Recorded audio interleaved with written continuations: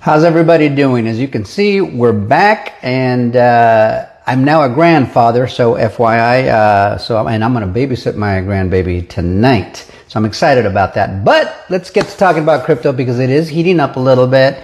I just feel like we got one more big dip coming, but we'll see.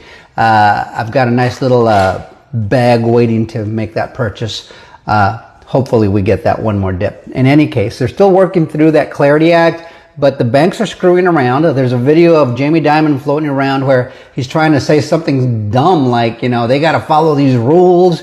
The banks do, and if crypto wants to be able to offer rewards, then why don't they just become a bank? Well, guess what? A lot of them are becoming a bank.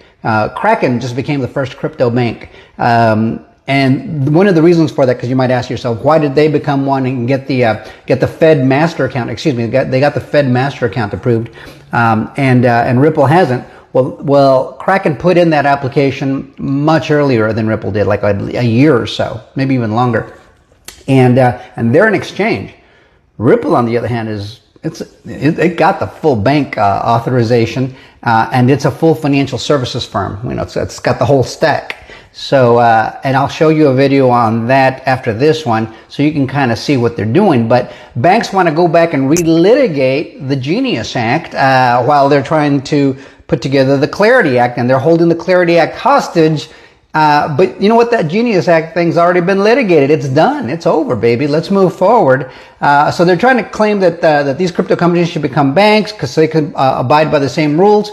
Well, guess what? The crypto companies, at least especially the ones who issue stable coins, they got much stiffer rules because they have to back every stable coin they lend out or that they issue one-to-one with the US dollar with either cash or cash equivalents.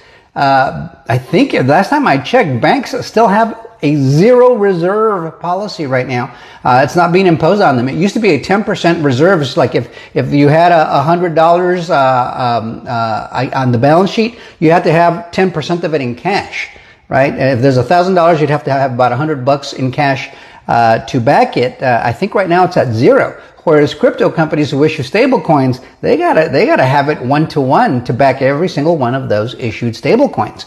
The other thing is what banks really don't want is they don't want to lose that ridiculous privilege where if you give them $100, they can lend out 1,000.